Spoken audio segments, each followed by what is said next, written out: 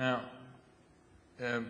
I believe that this financial crisis has structural roots. It's not only about massive liquidity which was injected in the system. I believe that waves of deregulation, over-leveraged toxicity of products, non-tradability of derivatives, blatant conflicts of interest, inadequate incentives, and not the least, an inadequate system of regulation and supervision. And I could also mention here the role of vested interest. It is not an accident. It's not a slip of the tongue. That's Simon Johnson, I think, not long ago said that. There was also a capture of public policy making from the financial industry. I said, this crisis also shows that financial markets are inherently unstable, and I should tell you that my view is that this is a personal view. Some time ago, I believed that it's hard to get back into a time machine, get back into history. I also believe that we may not be, it doesn't make sense to revive the Glass-Steagall legislation, but I'm changing my mind. I believe that there are ways to get into a time machine, get back.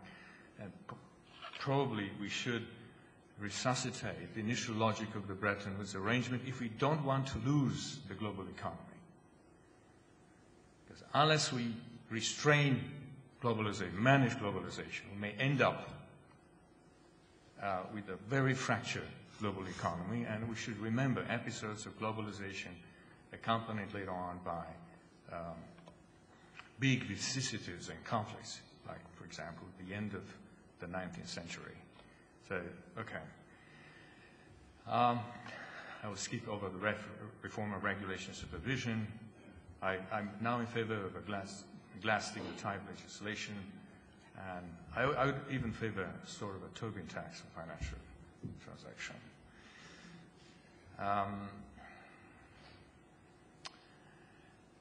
There has been massive state intervention in the economies. I believe that willy-nilly Keynes is back and is going to stay. There are huge costs of bailouts.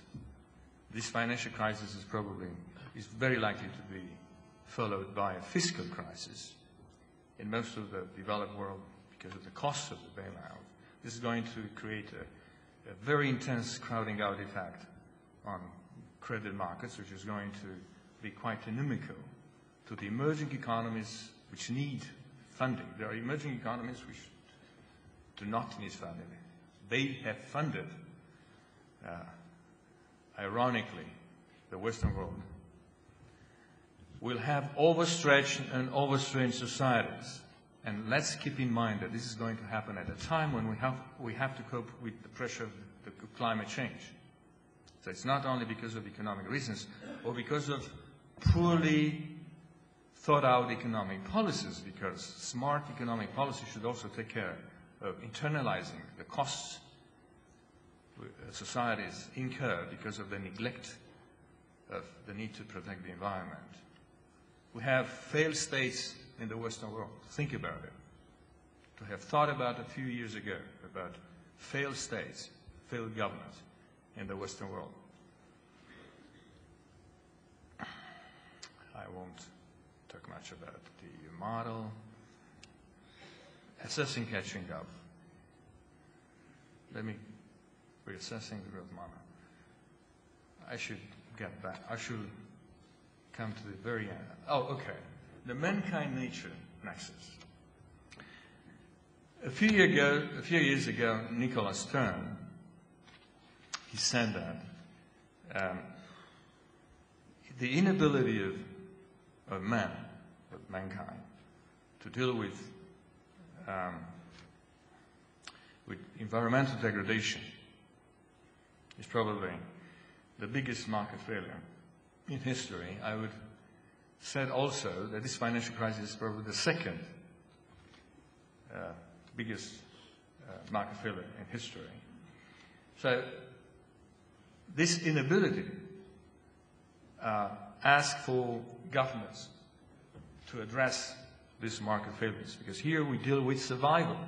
It's not like a financial crisis. We have winners losers, maybe lots of losers, and possibly social tensions and turmoil and politics getting very nasty. But when it comes to the environment, it's the survival of mankind. So this is a huge challenge and a part of rethinking our growth models, rethinking the way we judge performance, how to influence the way markets judge performance. Because if markets judge very one-sidedly performance, how can we think that governments will formulate and implement proper policies? Major changes in lifestyles are, in my view, also needed. And also, can the West meet the East in arresting carbon emission? The results of the Copenhagen conference are only very partially gives us hope. So, with the capitalism, I believe that we need a return to common sense. Some of us have been fooling ourselves. We have used inadequate paradigms. We do not care about enough about public goods. We need to get back to pragmatism, shed fundamentalism in formulating policies and policy thinking. There are economic policy cycles. There is a dynamic of reality which is influencing ideology. Vested interests are always functioning, and sometimes they are very powerful and are capturing the public domain. There are also power relationships in the world among countries. And we may also be on the downswing of a long-term quadratic cycle. It's not clear to me that we could come up with a cluster of new technologies. We're talking about the green energies, but it's not clear to me that we do have the cluster of technologies which could rejuvenate our technological base and also help us deal with very likely subdued economic growth rates in years to come for a long time and social tension. There are boundaries of cognition in economics, and quantitative methods have been quite oblivious to it.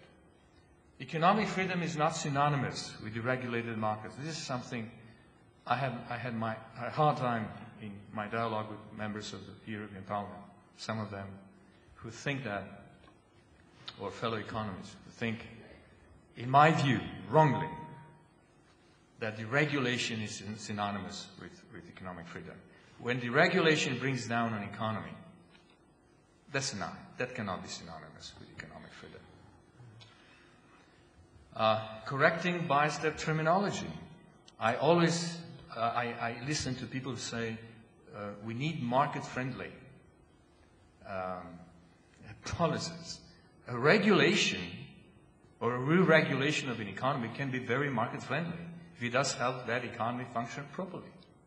And it can bring a sense of decency to an economy.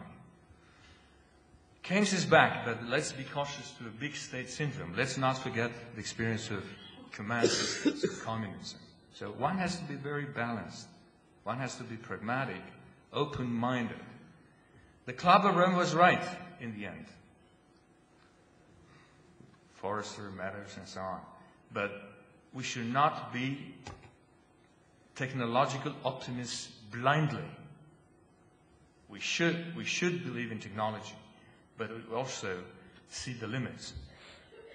Debunking cliches, taxation and performance. Let me give you an example. Scandinavian taxation is pretty high. Taxes are pretty high. But also, Scandinavian people, they want a big quantity, volume of public goods. So it's a matter of politics, of consensus, of how people think about private goods and public goods. I believe that, do I have 5 minutes? No, 5 minutes.